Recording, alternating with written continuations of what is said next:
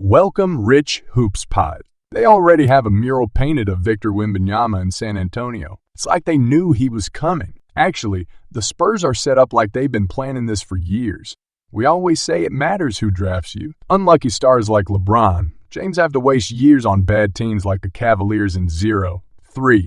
We can already see the Mavericks might ruin the first 7 seasons of Luka, but Victor Wembanyama has a chance to win more rings than Michael Jordan. I know that sounds crazy, but once you hear this plan, it's actually realistic. But I feel bad for teams like the Sixers or the Suns.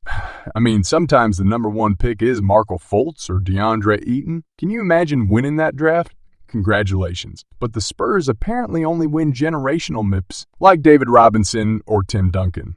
Their worst ever season was 1997. 20 wins Tim Duncan. Second worst season, 20. 1 wins David Robinson.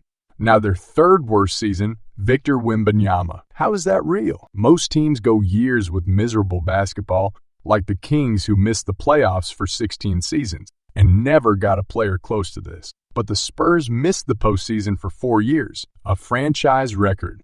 The NBA city closest to them is Houston. Can you imagine how mad Rockets fans are? They're like the less successful little brother who's like, of course they won. I never get anything. But Wemby is so lucky he didn't go to Houston. San Antonio has a plan for their second dynasty. It all started when Kawhi left for Toronto. It was a horrible moment losing a finals MP. But if that never happened, they would be trying to build around a broken star like the Clippers, and Wembanyama would be somewhere else. Then they traded DeJounte Murray. And I said, the moment that happened, that was a dumb trade for Atlanta. But now it's even worse. The Spurs essentially dealt DeJounte for 3 unprotected Hawks picks.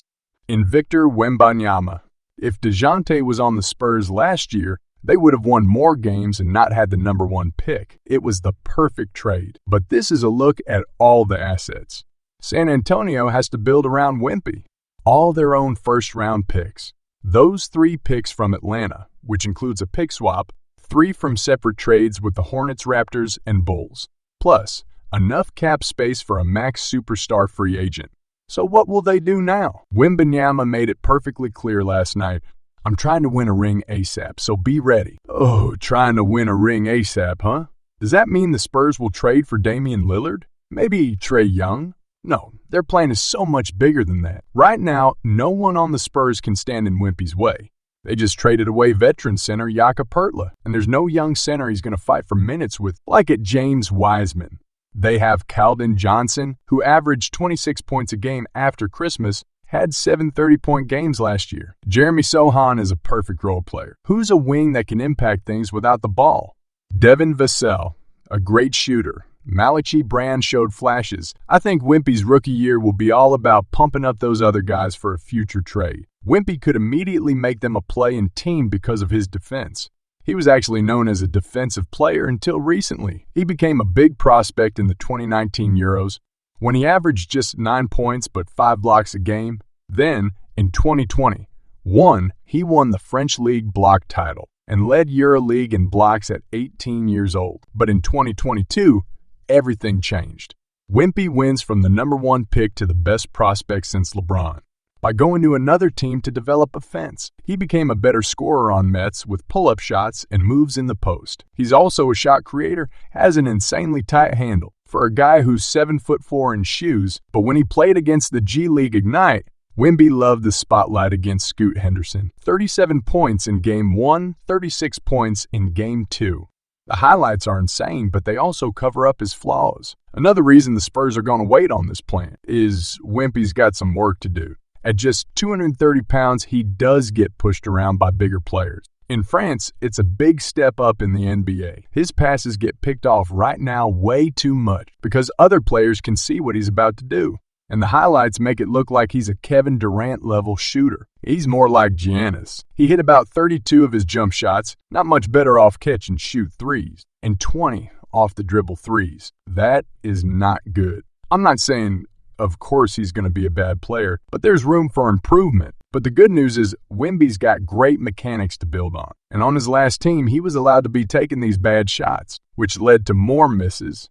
But the Spurs are the perfect team to develop him, which will happen. That is why the first year is not for a big trade. But when Wemby's ready, it will happen. A recent anonymous NB poll asked players, which coach other than your own would you like to play for?